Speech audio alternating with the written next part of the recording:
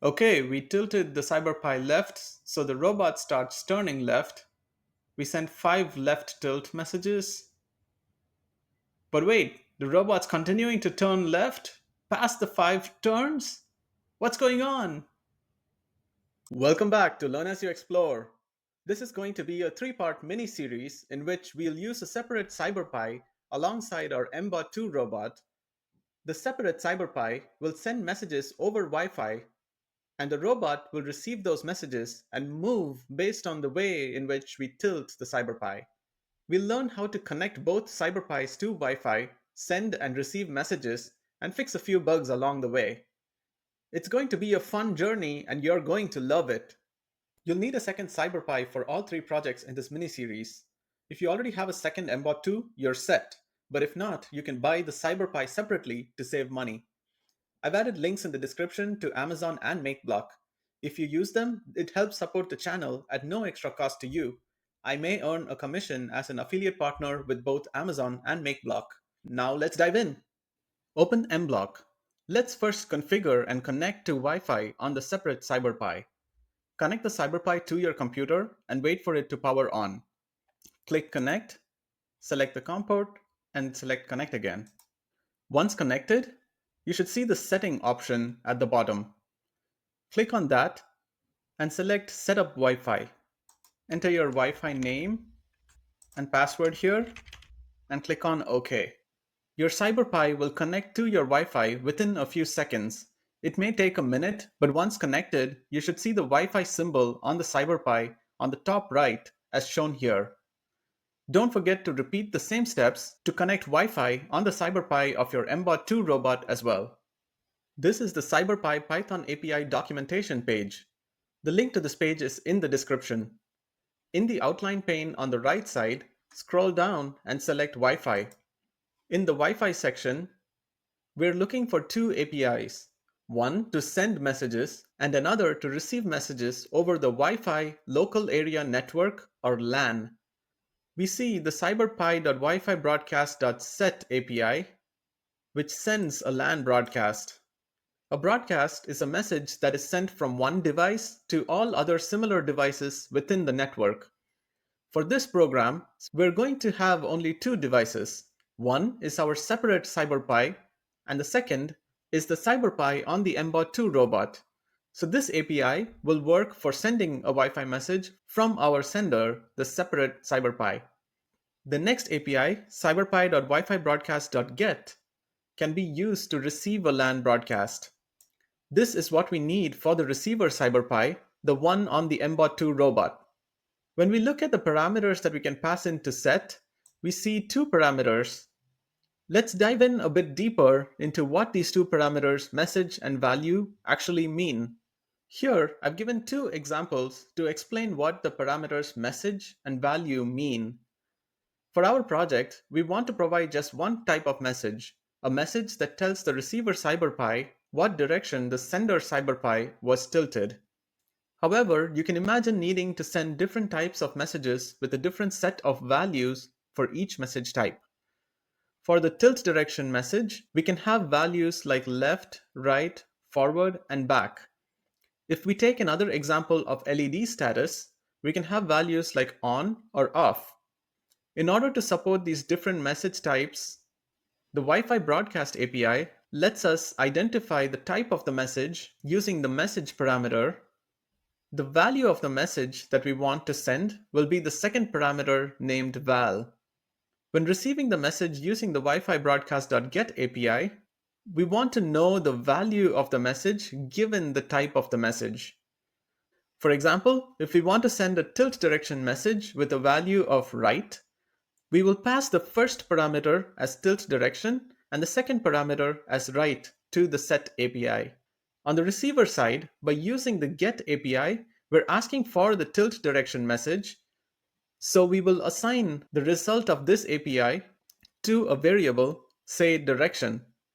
Since the sender sent the value as right, the direction variable will be set to the value right. Now that we have these APIs and we understand them well, let's jump into the programming part. Open mBlock. Since this project involves messaging between 2 devices, A separate CyberPi and the CyberPi on the mBot2 robot, we will need two programs, one for each CyberPi. So we will need to write one program for the message sender and another program for the message receiver. We'll first focus on the program for the sender. Let's switch to Python mode and give our program a name. I'm going to call it Tutorial 16A Wi-Fi Message Sender.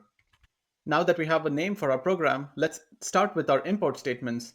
For this project, we are going to need to import the CyberPi as well as the time packages. As always, we'll use the decorator at cyberpi.event.isPress for detecting a button B press and triggering actions based on this event. We will define our function on button B press. First, let's print a message to indicate that the program has started. We will say cyberpi.console.println waiting for left or right tilt. As always, we'll use button A to stop the program, and we'll implement this using while not cyberpi.controller.isPress of A. We'll add the core logic of the program within this while loop. Let's think about what steps we want to do here. First, if we tilt the CyberPi to the left, we want to send a message that says left to the receiver CyberPi. If we tilt the CyberPi to the right instead, we want to send a message that says right. To detect the left tilt, we'll use the if cyberpi.isTiltLeft API. Before we send the message, let's print to the CyberPi display so we know when the left tilt is detected. To send the message, we'll use the Wi-Fi broadcast.set API from the CyberPi module. Here, the message type is going to be tilt direction, and the value is going to be left. Let's now add a pause before we do the next tilt detection. This pause can be quick. I'm just going to add a half-second pause here using time.sleep and passing the duration of the pause, which is half a second. Now that we've covered the tilt left section, let's move on to tilt right detection. We will detect tilt right using the isTiltRight API from the CyberPi module. And we'll do similar steps to what we did in the tilt left block. So we're going to print to the console a message to inform the user that a right tilt was detected, and then send a Wi-Fi broadcast message with the message type of tilt direction and the message value of right. Finally, we'll add the sleep again to wait before the next tilt detection. That's pretty much it for the main logic of the program for the sender. Let's add a couple finishing touches here.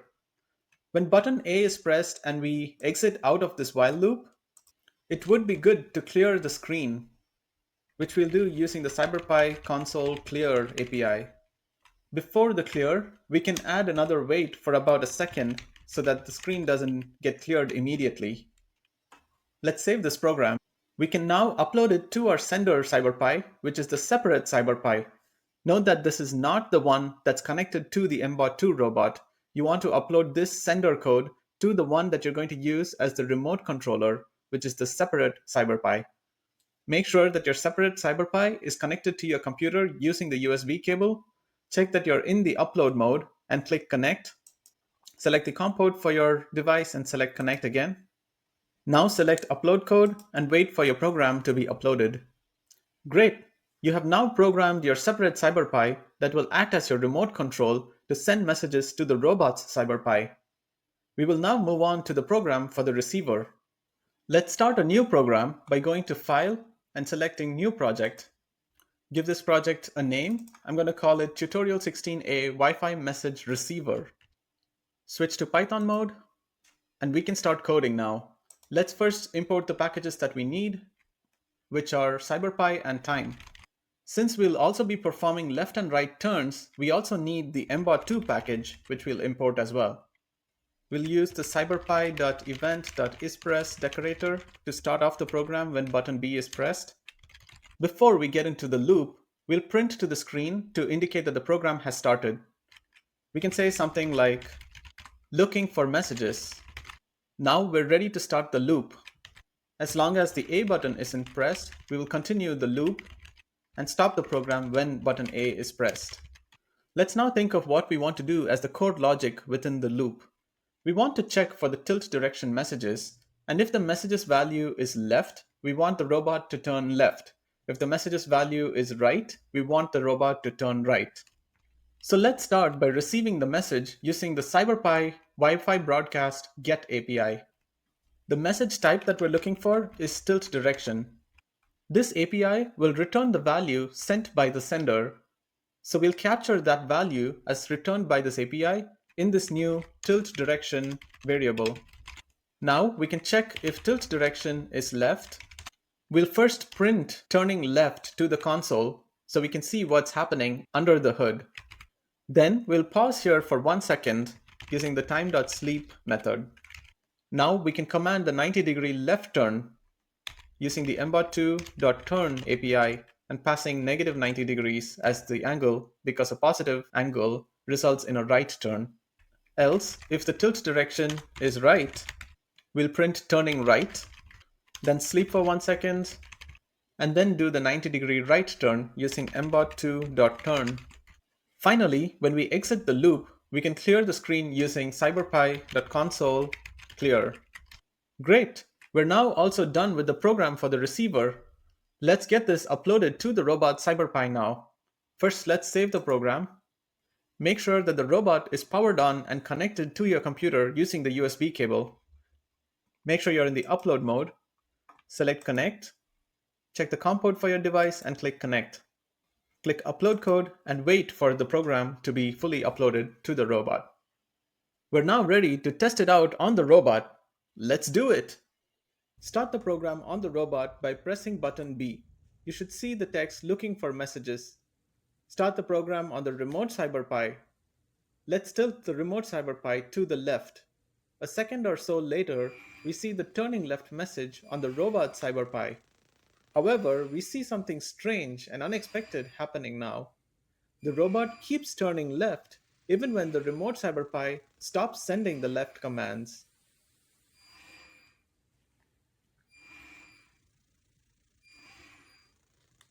What if we tilt the remote CyberPi to the right? Once again, the robot continuously turns right and keeps doing this forever, even after the remote CyberPi's program has ended.